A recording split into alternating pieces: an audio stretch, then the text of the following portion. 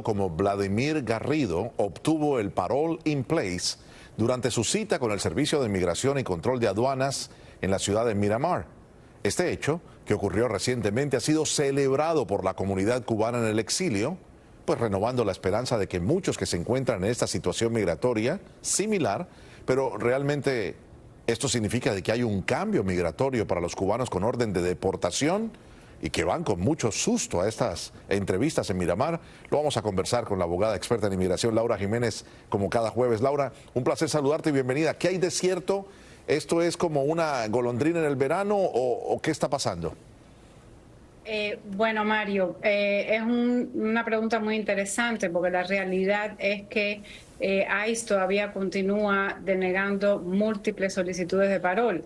La oficina de Miramar, donde es la oficina que más solicitudes nosotros sometemos, no nos aprueba prácticamente ninguna de las solicitudes, a no ser que la persona haya tenido un miedo creíble en frontera y que haya sido positivo. Estos son los casos en los que hemos tenido un poco más de éxito.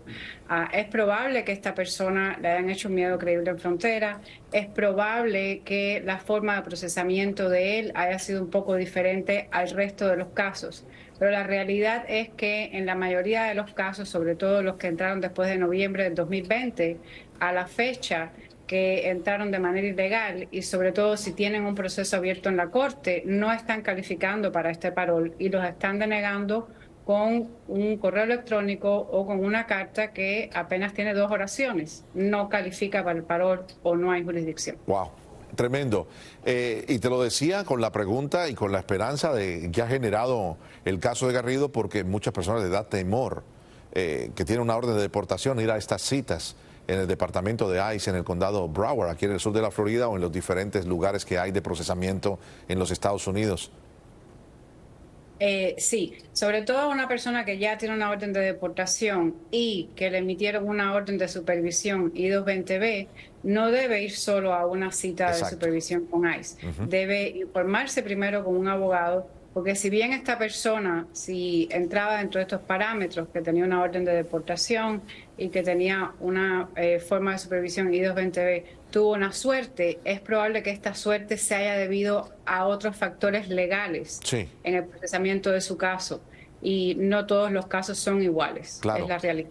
De todas maneras, estamos hablando, y para beneficio de nuestra teleaudiencia, Parole in Place es esta nueva oportunidad que hay, que entró en vigor ahora en verano, para la oportunidad de aquellos que se han casado con un ciudadano o ciudadana norteamericano, que independientemente de estar indocumentados, ahora pueden hacer este ajuste de su estatus, si me corriges, dentro de los Estados Unidos sin tener que ir, a su país. Sí, pero son diferentes tipos de parol. Claro. Vamos a recordar que dentro de la figura legal del parol en los Estados Unidos hay muchas formas diferentes de solicitarla, hay muchas formas diferentes de calificar. Este parol que emitió ICE no tiene nada que ver con la orden ejecutiva del presidente Biden de otorgarle un parol in place a través de las oficinas de UCIS, no de ICE, a las personas que llevan más de 10 años con presencia física en los Estados Unidos y que han estado casados con un ciudadano americano antes del 16 de junio de este año. Tremendo. Y esa es la gran diferencia, por eso no se pueden, digámoslo, escuchar todos estos cantos de sirena. Escuchen, le aprobaron a fulano y esto le va a pasar a todo el mundo. No es así, cada caso es completamente independiente y quien está procesando estos casos tiene la jurisdicción de hacer preguntas, pedir documentos y si encuentra algo que no coincide, pues pueden pasar por esta situación. Última recomendación, abogada. Ya decía usted, no vaya sin haber primero consultado a un profesional de las leyes de inmigración. ¿Qué otra recomendación le daría a usted? ¿Algún documento, alguna cosa que puedan ir juntando, recogiendo? Bueno, siempre que vayan a consultar a un abogado deben de llevar la mayor cantidad de documentos que tengan en su posesión de su caso migratorio.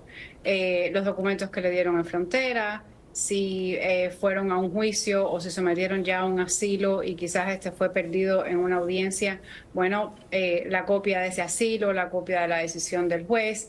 Si fue un caso que perdieron porque no se presentaron a la corte, bueno, pues suficiente documentación sobre el tiempo en que presentaron ese asilo, la razón por la cual no se presentaron a la corte. Muchas personas han estado enfermas o han perdido un familiar o no han recibido la notificación a la dirección. O se han mudado, ¿no? Se han mudado de una casa a la otra. Exacto. Entonces siempre deben de traerle al abogado la mayor cantidad de documentos posible para que en esa consulta el abogado pueda evaluar de una forma más completa ese caso. Tremendo.